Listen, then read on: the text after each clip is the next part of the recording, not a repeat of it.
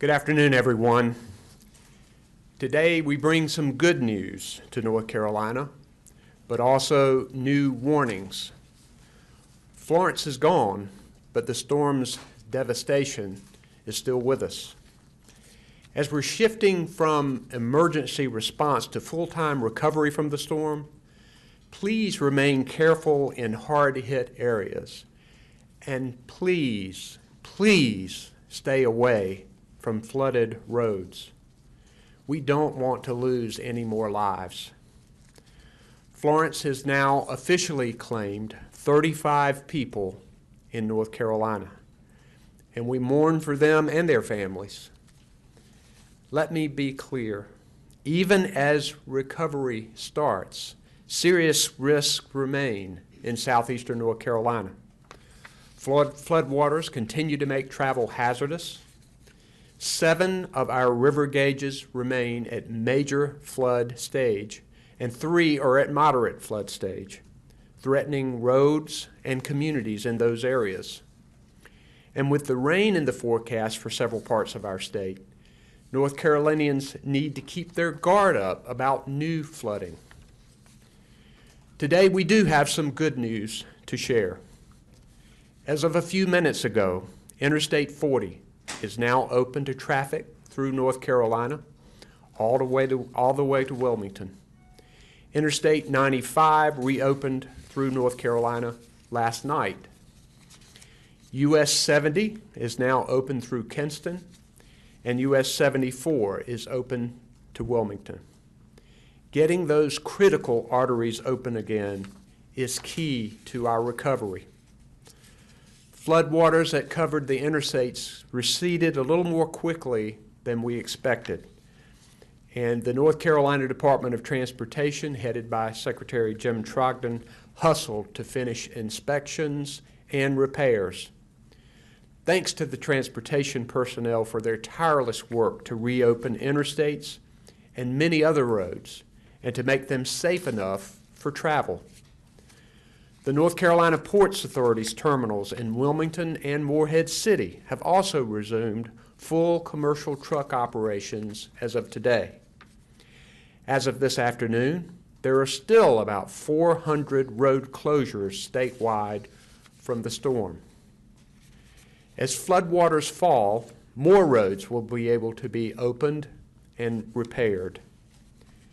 And I'm going to keep saying this: stay off flooded roads and don't drive around barricades. We are losing lives this way. I also want to thank the ongoing work of utility crews. Storm-related power outages are down from over 800,000 statewide to around 5,000 as of this afternoon. 200,000 people on public water systems are still on boil water advisories, and I encourage those people to heed the warnings from public health officials. I also caution people in flooded areas who use private wells for drinking water. Please don't use your well water until you've had it tested through your local health department. There are around 2,200 people remaining in shelters, down from a peak of around 20,000. And we know other people are staying with friends and families and in hotels. Our transitional sheltering assistance program is beginning, and I know that Mike Sprayberry will tell you about that. People are signing up for FEMA to get assistance.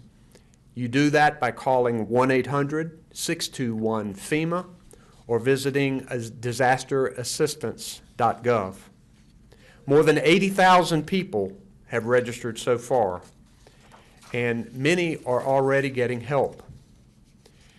FEMA and North Carolina Emergency Management are also opening disaster recovery centers in the hard-hit areas where people can get help in person, registering for assistance as they begin the process of rebuilding their lives.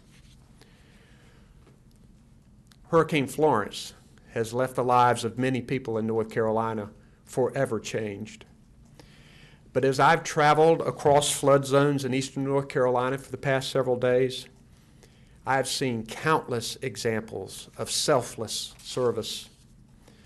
I'm grateful for the rescue teams who've saved thousands of lives, the first responders who are keeping communities and roads safe, the volunteers and the people of faith serving hot meals and delivering needed supplies, the National Guard and state troopers, along with local law enforcement, firefighters, and other first responders, doing anything and everything that needs to be done. And then the simple neighbor helping neighbor. I've seen it time and again. I've also seen an unshakable will to recover.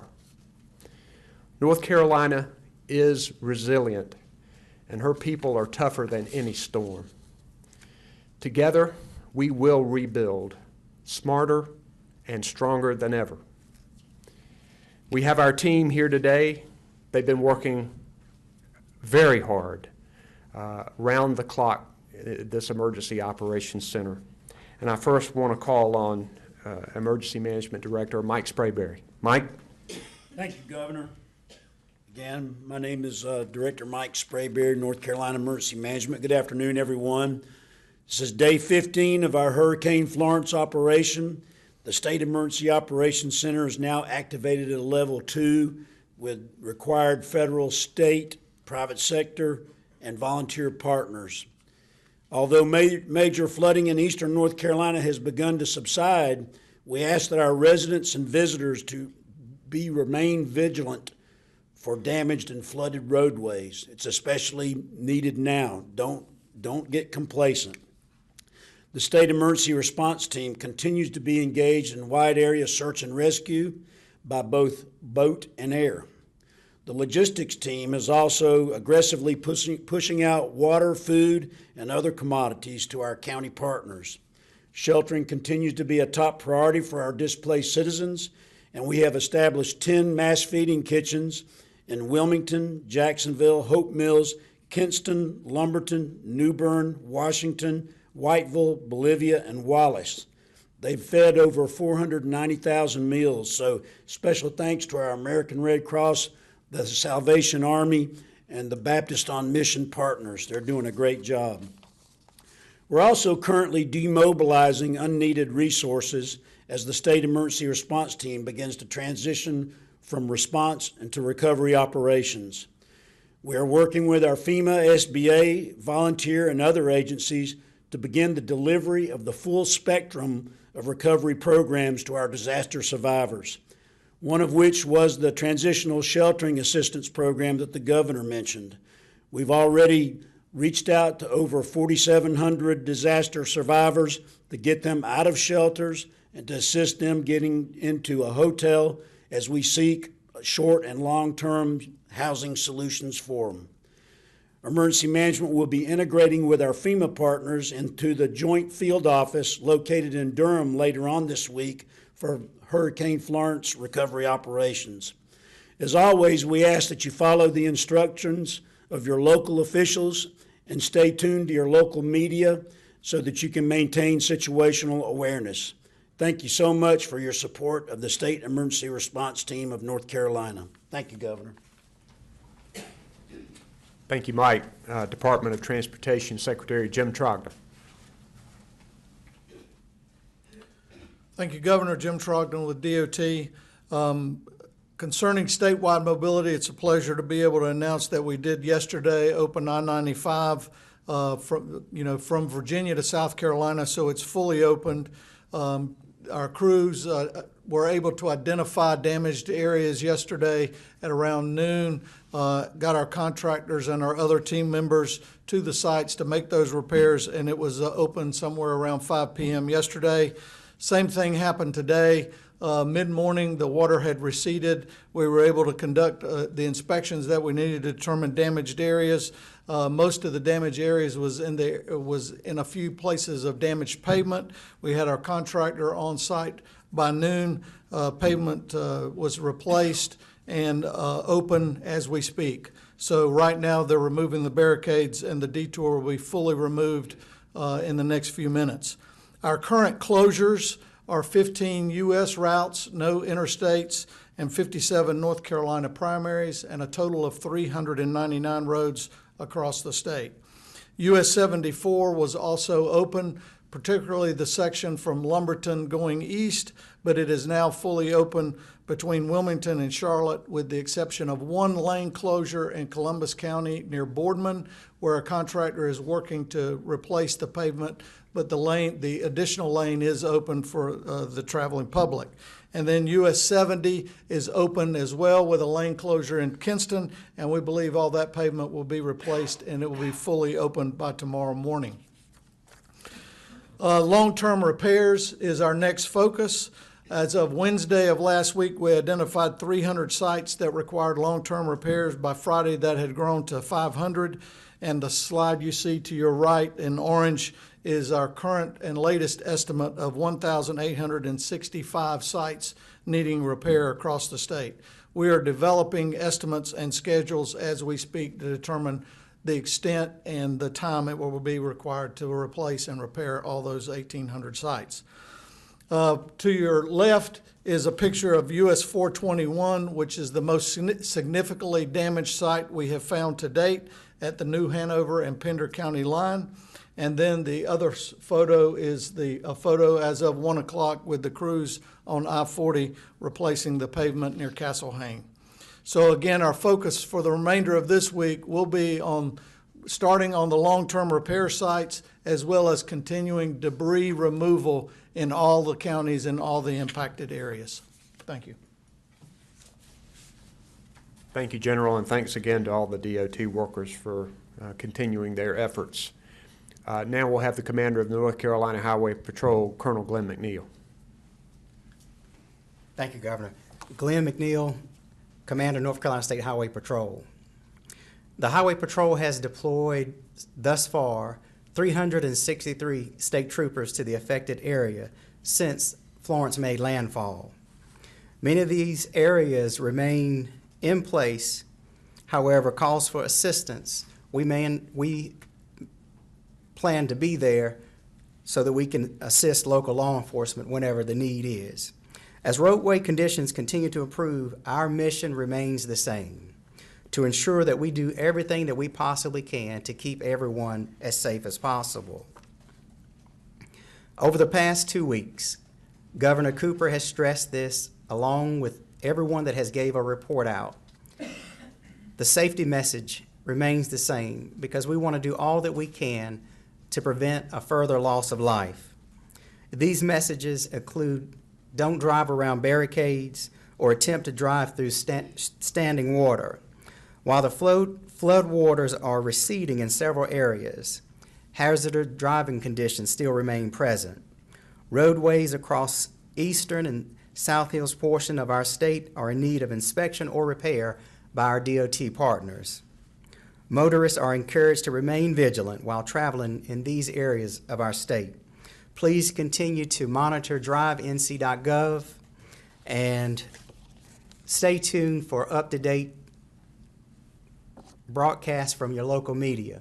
If you don't have to travel into these affected areas, we ask that you don't. Thank you. Thank you, Colonel. I heard a lot of stories about troopers working long hours with no complaints and right there helping local law enforcement. I appreciate it. Now we're going to have our FEMA Federal Coordinating Officer, Albie Lewis. Thank you, Governor. Albie Lewis, Federal Coordinating Officer for FEMA here in North Carolina.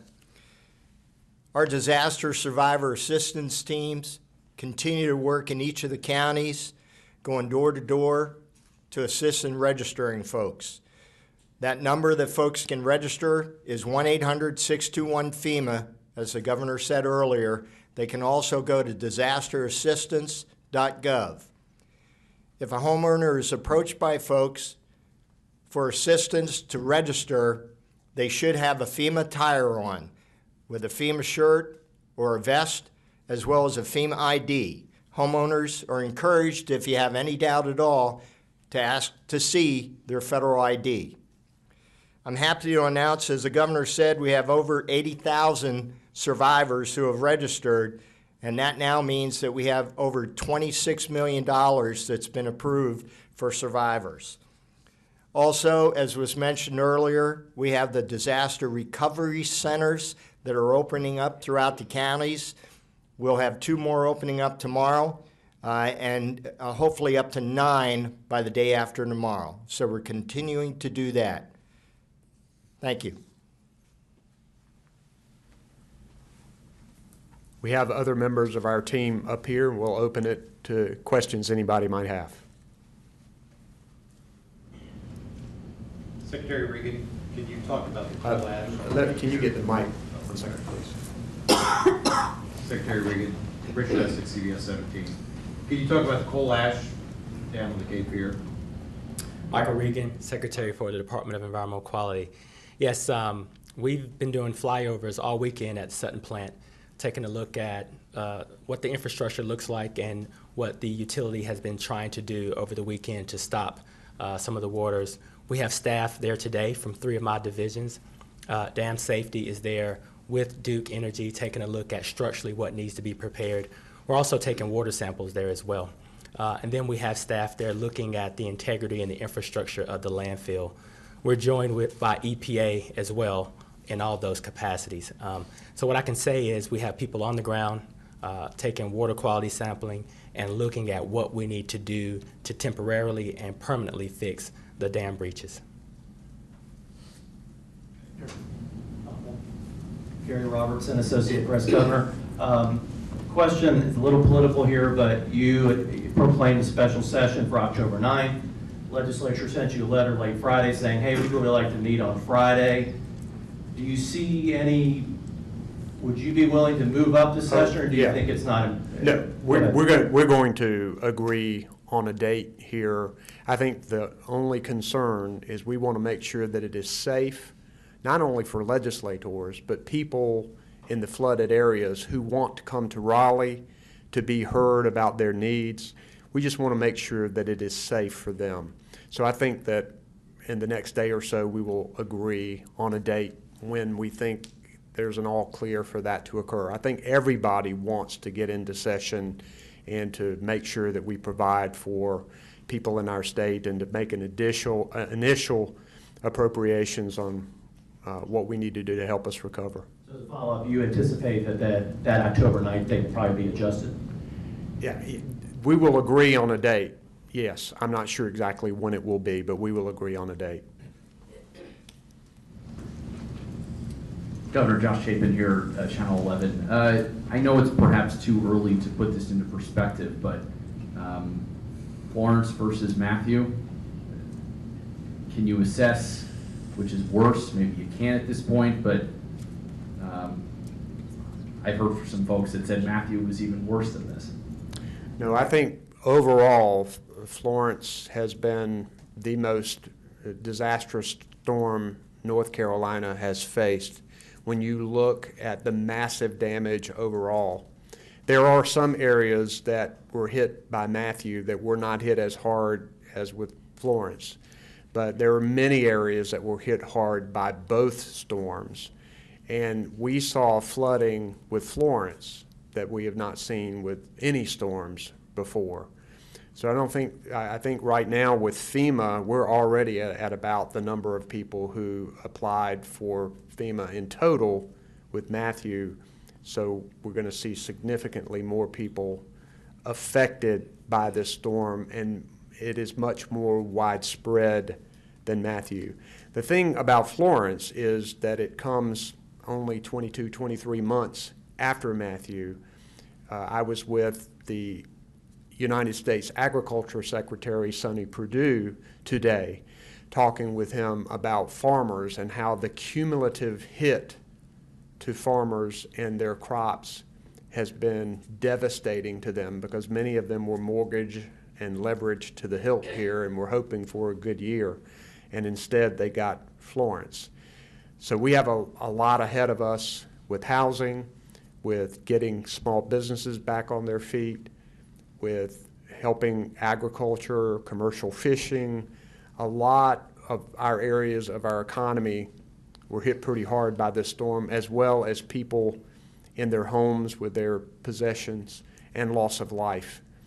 We've got a lot of work to do, but I'm confident that we can do it together. Travis Stone, WRL. Can we get an update on the prisoners who were moved? I can't remember how many, but it was several thousand. Are they back, or has that process begun? Secretary Hooks. Yes, I'm Eric Hooks with the Department of Public Safety. Yes, we moved over 3,000 prisoners that were in state custody. In addition, we assisted sheriff's departments from various impacted areas with moving individuals to facilities. Some of that movement has gone back, and that will continue as we're able to safely do so. Were there any prisons that you're just not going to be able to use anymore, or that had significant damage that will have to be repaired? We don't perceive it being some significant damage. There were some facilities, and just like other state infrastructure as well as business infrastructure, we're evaluating those. And then, Governor, if I could also ask, are there any areas, you know, with the 1-2 punch of Matthew and Florence, where you're already thinking buyout as opposed to rebuild? I mean, is there going to be any kind of shift in thinking what is realistic as we go forward on this recovery? As I've said before, we have had 2 so-called 500-year floods within 23 months of each other. It's pretty clear that we aren't having 500-year floods, and we're dealing with areas that are going to be much more vulnerable to flooding. And as we approach recovery, we have to be smart about how we do it. And we have to mitigate. There are some areas where I think most people are going to say we need to do buyouts in order to protect those areas from future flooding. We're going to have to mitigate to make sure we elevate certain property when you do build it back.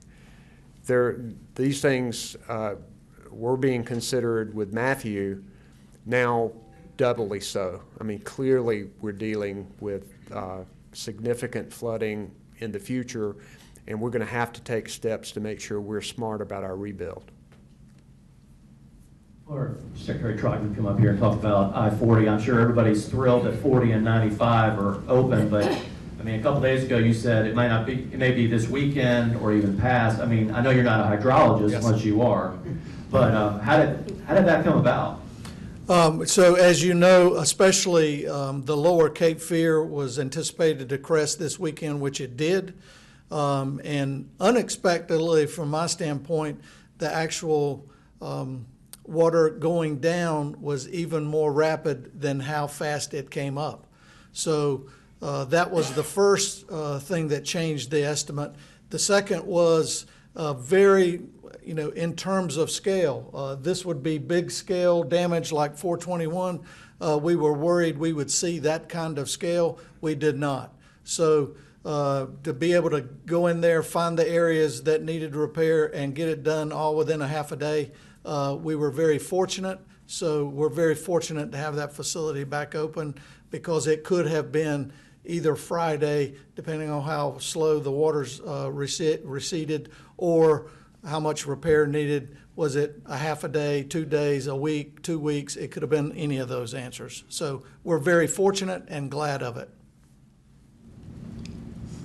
We know how hard it hits our economy when our interstates are closed, and this was extraordinary work to get in there and do the repairs in such an expeditious manner, and I'm grateful for that. I know all of the merchants and people who rely on traffic coming through our state are pleased that this was able to occur. Any other questions? All right, thank you very much. One thing, let me thank Monica McGee for providing American Sign Language interpretation. Thank you.